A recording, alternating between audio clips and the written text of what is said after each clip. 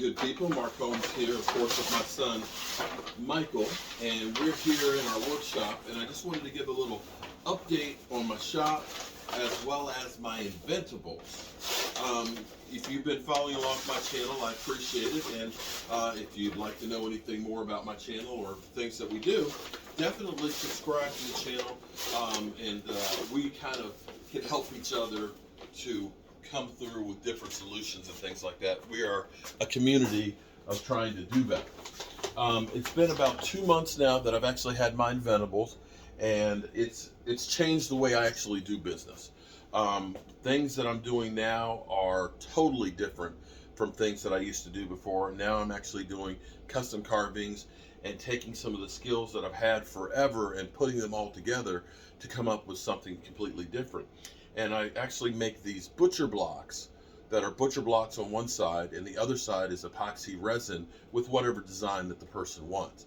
And it's actually really, really cool because one side you can use it for all your heavy duty cutting and stuff. The other side you can end up using it like a serving platter, or just like I have one that I just keep on the stove just to have a nice little look on there, and so on. So it's actually got a dual purpose to it, and I actually really truly love the effect on it. Over here, this is going to be a tabletop that'll be epoxy resined as well. Just doing the painting and stuff in here. So a couple of things. My workshop, it's a 2-car garage. It's not really that big. And my inventables that you see over here that my son is setting up our next carving is actually the 4x4 Pro X-Carve, which takes up quite a bit of space. But the capabilities of it are incredible because I can literally put a 4x8 sheet of plywood on it. What I did, I lost the floor space there, but I basically built myself a cabinet that sits on there. So I actually have blank pieces of wood. Behind me over here, you can see some of the artwork. That's my dog, Simba, who just passed not very long ago, and you'll see Tom Landry and Roger Staubach. So I cut the blanks, and I actually have a space in the cabinet for actually stacking that extra pieces up to have them. I also do have a space in there to stack up the butcher block pieces that they're made up, ready to go in there as well. So it becomes a dual purpose.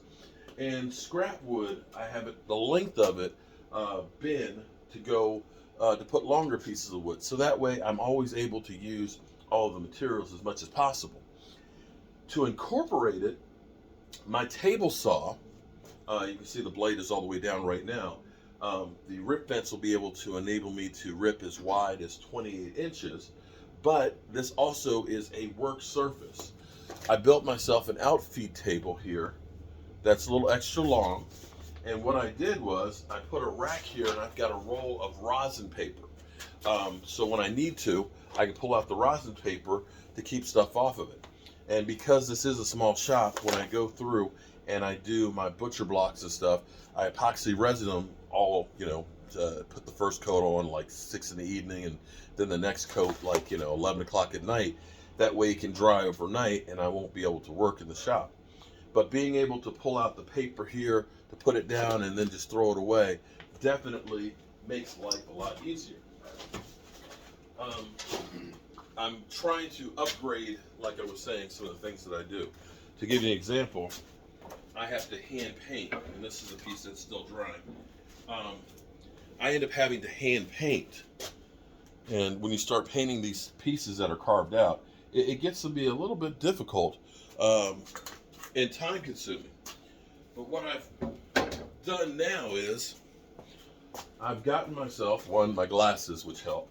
Two, got like a jeweler's magnifier, and just got this last night.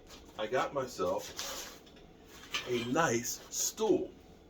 What I'm going to do is I'm going to actually make a piece, basically a framework holder, so that way it'll hold it at an angle, and then I can really get in here and do the detail work right here. So this becomes not only the outfeed table for the plywood. I can take a 4x8 piece of plywood and I can rip it long ways. I can cross cut it 29 inches if I need to. I also can pull the paper out and use this and not mess up the laminate that's underneath of it, and do multiple things at the same time. So far, everything is working out well with the new shop rebuild. I still have some organizational stuff to do. Once I was still kind of in the middle of getting this all set up when the X-Carve came in, and then all of a sudden, you know, people started seeing some stuff, and they immediately wanted me to start making things. So I've kind of hit the ground running. The next chance that I get, where it's a slow period, I'm going to kind of go through, because I've got tons of old paints and old tools and tools that I've got more tools than I know what to do with. All of my tools are now becoming cordless DeWalt tools, and so I've got, you know, compressor nail guns that I don't use and haven't used in years. I can donate them or give them away, but just starting to get rid of some of that stuff to streamline everything that's in here right now. But so far it's coming good. Now, with my Inventables, my buddy from D&B Woodworking, who's in Mississippi, he bought his X-Carve at the same time that I did, and I believe he had originally the same problem that I had. When we got the machine, we got it all put together and we started it, doing the first homing of the machine.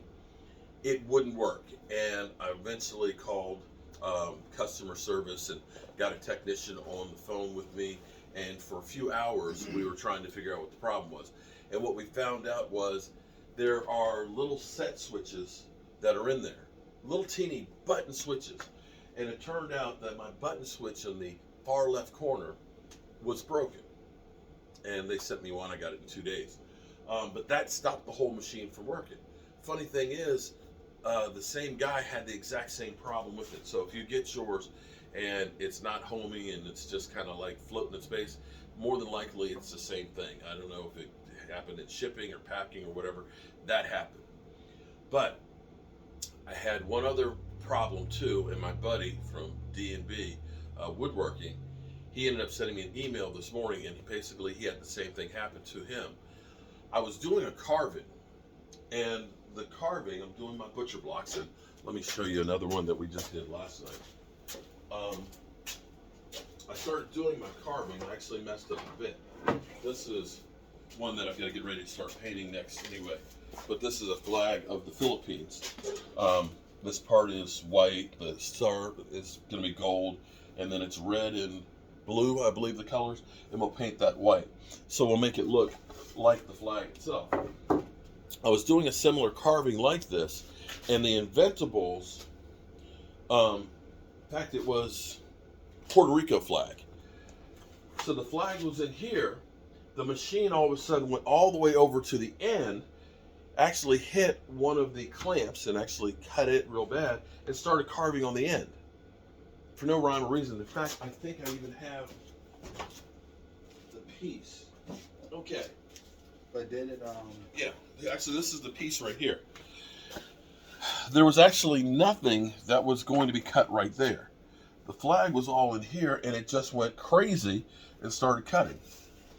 So when it hit the clamp on there, you know, it's hitting the aluminum one, and you're like, ah! So boom, I hit the button to shut it off and get it set back up, and put another blank in to start over and trying to figure out what happened. The machine froze. I could raise and lower it and all that, turn it on, wouldn't do anything.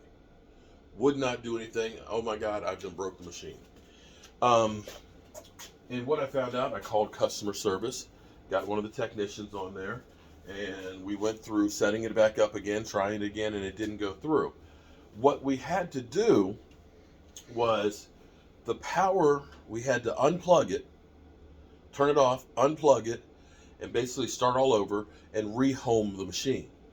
And what my buddy sent me this morning, he had the same thing happen. For whatever reason, the machine just jumped to the wrong spot all the way over and then locked up and froze. What he said that you must do, or it was whenever you cut the machine off, it always has to be homed. If you don't home it, this can happen.